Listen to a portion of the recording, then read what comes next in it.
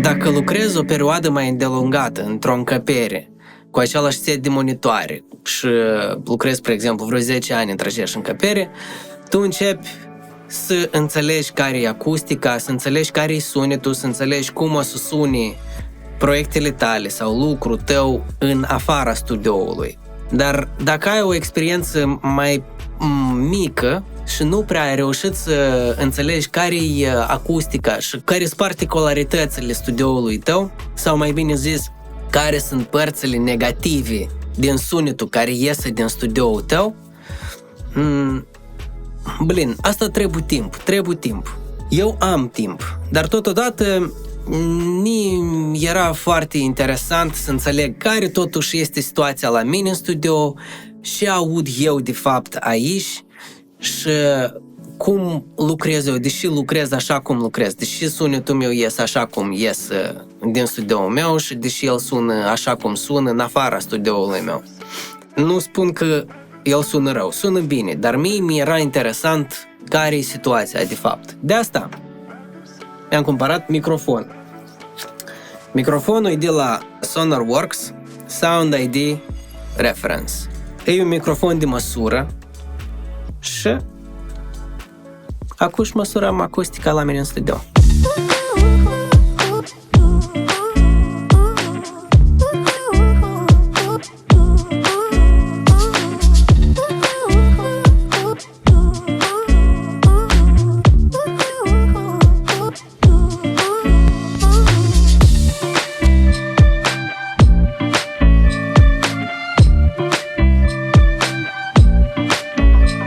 S-au făcut măsurările. Microfonul, ce pot eu să spun? Microfonul e foarte bun. Toate rezultatele pe față, alte cuvinte nu mai sunt. Încăperea e departe de a fi perfectă.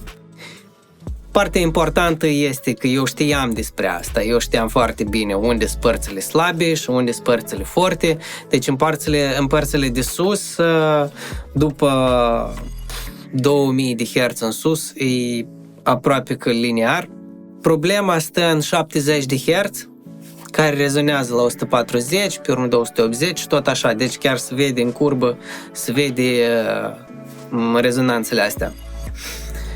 Eu oricum aveam de gând să fac anumite modificări în studio, să adaug niște panouri acustice, niște bass trapuri, care să fie calculate pentru 70 de Hz, pentru că trebuie să mă strădui să controlez zona asta de frecvență. Și eu presupun că dacă am să hotărăsc problema cu 70 de Hz, o să dispară și restul frecvențelor alea care rezonează la 140, până 280, 400, 560 și tot așa mai departe. Deci se vede cum merge tot mai puțin și mai puțin și mai puțin. Dar asta nu e problema. Important este că eu știu care este problema, știu cum se rezolvă. Bine, rezolvarea merge din metoda de probă și greșeli și încercări. Un punct interesant este că programul îmi oferă un fel de EQ compensator care e oglindă la ceea ce mi-arată mie proga după măsurare. Parcă e bun, dar nu e bun pentru că nu rezolvă de fapt problema. Plus la asta se cam încurcă cu faza și prefer să nu fac chestia asta. Deci, lucrul este, o să fie interesant, am să mă strădui să fac careva video despre cum eu încarc studioul ăsta cu diferite panouri acustice și eu îi fac și cum o să fie rezultatul final. Cam atât. Mulțumesc. Pa! Ne vedem data viitoare.